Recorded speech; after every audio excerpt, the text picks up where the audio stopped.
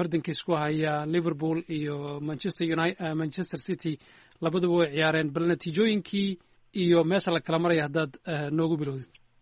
waa mahadsantahay Sandere. Manchester City waxay ciyaartay maalin ka hor inta aysan Liverpool ciyaarin. Arsenal ayay la ciyaartay marka 3 gool ayay uga badiyeen. waana run ahaantii waxay soo yareysay farqiga hoggaanka dhibcaha oo Liverpool ay ku hogaaminaysay markii hore 5 dhibcood. Liverpool xalay ay ciyaartay xilli dambe waxa ay la ciyaartay kooxda West Ham United. marka haddii Liverpool ay badin lahayd sidiisi ayuu ahaan lahaa hoggaanka dhibcaha. laakiin ciyaartaas oo ahayd mid aad u adag, Liverpool waxay barbaro la gashay West Ham. run ahaantii 1-1 ayay ku dhamaatay. dhibcihii hoggaankana waxa ay hadda ku haysaa 3 dhibcood. horyaalka waxay ka dhigtay marka mid sii adkaysa. mar kale haddii ay Liverpool fursad lumiso waxaa meesha soo geli doonta Manchester City oo goolal tiro badan soo dhalisay. guuldarro soo gaarta Liverpool waxa ay ka wareejinaysaa hoggaanka. waan gartay si kooban horyaalka Ingiriiska imse ciyaaroodba ka hadhay si sawir looga qaato fursadda ay Liverpool ku horumari karto amaba kooxaha kale ay kusoo gaari karaan. run ahaantii kulamada hadda la ciyaaray Premier League waa kulamadii 25aad. marka taas waxay ka dhigan tahay inay harsan tahay ilaa 13 ciyaarood. 3 dhibcood ee Liverpool ay hoggaanka ku haysa ka sokow waxaa jirta kooxda Tottenham oo iyadana hoggaanka u jirta 5 dhibcood. marka Manchester City ay 2 dhibcood kasii hooseysa Tottenham. marka horyaalka kaliya uma furno Manchester City iyo Liverpool. Tottenham xitaa fursad ayay haysataa. waxaana haray 13 ciyaarood. haddii aan dib u fiiriyo kulamada u dhiman oo kale Liverpool waa kulamo adag. sidoo kale Manchester Cityna kulamo adag ayaa u dhiman.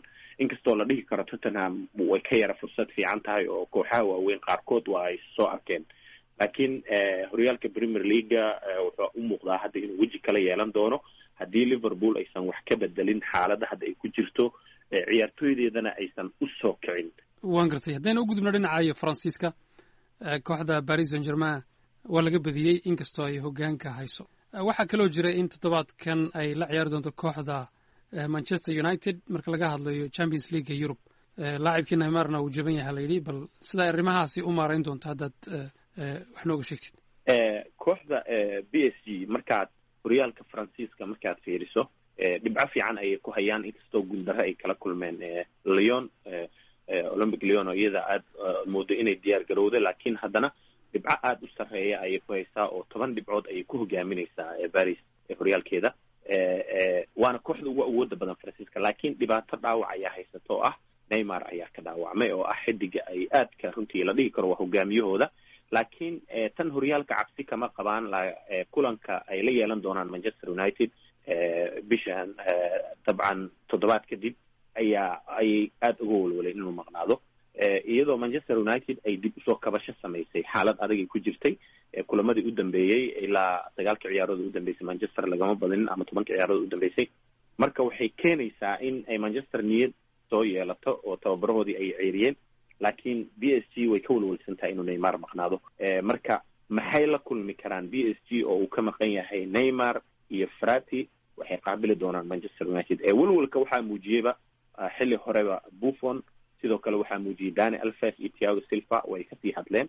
inkastoo ay PSG haysato ciyaartooy ay kamid yihiin Mbappe, Angel Di Maria, Drexler iyo Cavani, haddana weli baahida Neymar loo qabo way jirtaa.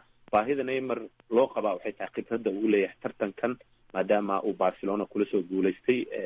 runtiina uu yahay laacib aad u tayo wanaagsan. waad mahadsantahay Cabdiqaadir. dhegeystayaal waxaan intaas kusoo gebagabaynaynaa xubintii ciyaaraha ee idaacaddeenna saaka iyo caalamka. intaaynu mar kale kulmi doono waxaan idinkaga tegayaa sidaas iyo nabadgelyo. aad iyo aad ayay dhegeystayaal